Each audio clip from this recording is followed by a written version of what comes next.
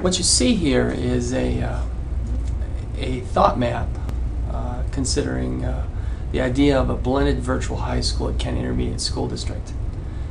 The concept comes about because we face some political challenges as of today. The Senate is looking at taking cap off cyber schools and the opportunities to provide instructional services and assistance to districts, basically vendor operated, could be catastrophic to local districts and our ability to be able to meet the needs of these learners. So I thought up of a concept here which would be a Kent ISD blended virtual school designed originally for 9th through 12th grade.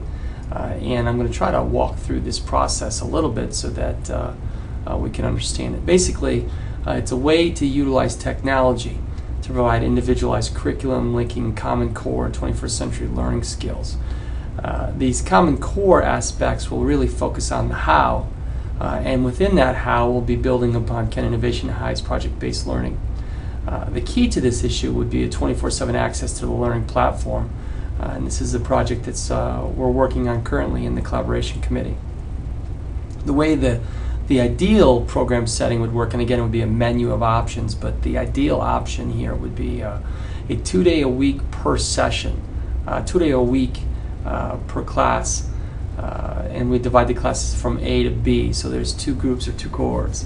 And then 3 days would be authentic by plan. So authentic shadows, job shadowing experiences, much like a co-op experience would be, only a co-op, instead of going to Wendy's to be the fry guy, if you went to Wendy's, you'd be responsible for seeking out management type shadowing, where you'd look at different aspects including labor, payroll, marketing, and so forth. So to look further and deeper into this aspect over here, you'd look at, let's say, Mondays and Wednesdays, students would be on site getting Common Core project-based learning opportunities, the face-to-face piece as part of a blended learning environment.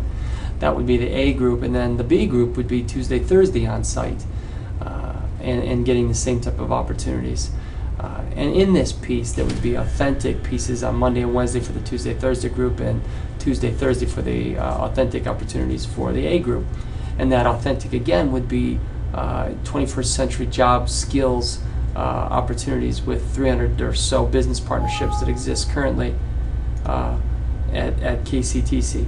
So, in addition, this is the foundation to building a 4th session that could assist local districts in credit recovery and credit acceleration. So as we look through this piece, it provides some significant supports, and that's a snapshot of it. Now, if in this area here, what I'm thinking here is that local education agencies, local high schools, have a large number of students within the enrollment zone that need credit recovery, may have disengaged themselves from the school setting, alternative ed, that they may have left their district to go seek out alternative opportunities, and homeschool students.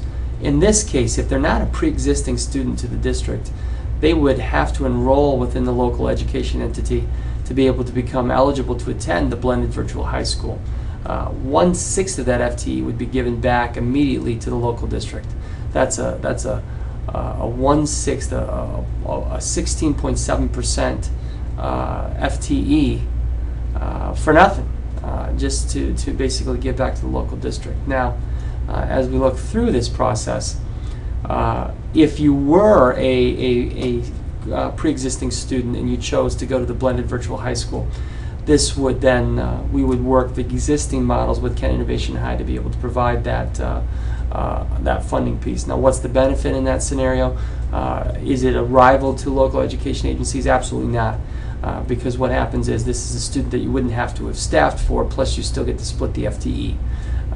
And this is a way for us to be able to, instead of losing the FTE to a private vendor, and currently right now we're being challenged with Grand Valley State University's private charter that is a blended or virtual high school charter. Currently they've marketed themselves to the east side of the state, but of the 400 or so kids that came in the first class, about 30 of those kids are local to Kent County. So in this situation, we have some opportunities here that if we don't seize that opportunity that's available to us now, then we'll face some challenges. So how will this be funded? Okay, First off, my anticipation would be about 400 students with two sections, the A section and the B section, 200 students per section, so that's 400 total. And what basically would happen here would be staffing would be by core content area for both A and B. Those teachers would be working 4 days a week in a blended type environment, face-to-face type piece, supporting students, and then we'd have basically 4 full-time FTE under traditional pay scales. Okay. Then we would also have 8 FTE that are hourly rate staff that would be specialized into providing technical communications to students, lab support during the day, mentor, site visits for students who are alternative ed. Basically, alternative ed student would not be part of the 2-day per week type aspect. We would go to them. In addition here, this 2-day per week, this has the foundation opportunity to expand that to actually go throughout the summer. So in theory, a student can go to school 2.0 years during 1 year. So earn 2.0 years of credit in a 1.0 year Carnegie unit time frame, ultimately leading to a 9th and 10th grade year that's actually 9 through 12, and then the 11th and 12th grade year are completely college. And this is the foundation of our associate's degree program that we would be able to offer to students. And again, keeping the FTE shared between the ISD and the local education unit, also allowing every kid to have an associate's degree upon graduation. So again, the target would be 400 students staffed with 4 full-time FTEs under the traditional hourly rate, or excuse me, traditional contractual rate. And then 8 FTEs, again, certified teachers, and likely to be certified in the key content areas, 4 content areas. Cost for that's $400,000 for, and this is a generous cost estimate here, at $100,000 total compensation per FTE, and then at between $30 and $35 an hour of instructional cost. So you're looking at $240,000 for the hourly rate, $400,000 for the FTE, total of $640,000. So when you look at the finances, if we take a 1-to-1 ratio here, $850 for the actual content or computer content platformic device, $100 per month for internet in the student's home, $50 for a contracted support fee. That's a $1,000 tech cost to be able to upgrade this system, to be able to provide it. We wouldn't be purchasing labs here. Students would be the walking lab. That leaves us with 6,000 of the 7,000 estimated FTE. If the student was a new student to the district, 1,000 of that would go directly to the LA right away. That's $5,000 to fund the high school. And again, this is thinking of all new students. Now, obviously, it wouldn't be all new students, but in a snapshot here, that would mean 128 new students. In other words, if we marketed directly to homeschool students, which there's an abundance of opportunity there, take 128 students to reach the break-even point of the $640,000.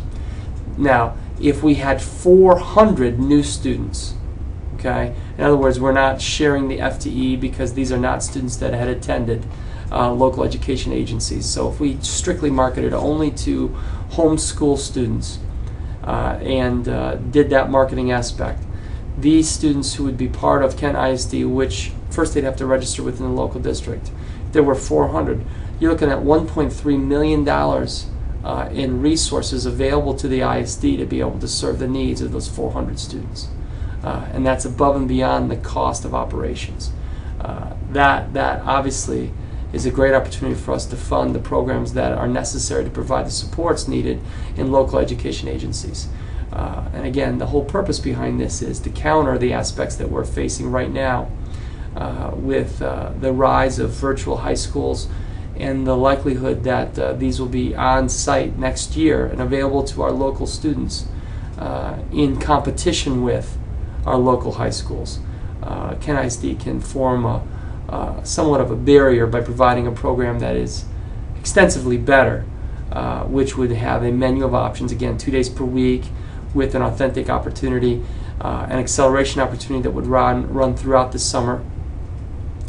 That throughout the summer program would lead to a 2-year high school completion, and then instead of losing that student, the local education agency would be part of the dual enrollment process, so that kid, that student would have the opportunity to be able to complete an associate's degree within the 4 years that normally they would only complete a high school degree. So we're looking at some significant opportunities that become available based on the changes that are available that are out there. So again, this is archived for discussion purposes. Obviously is in the original stages of the thought process, and I look forward to anybody's opinions on it. Thank you very much.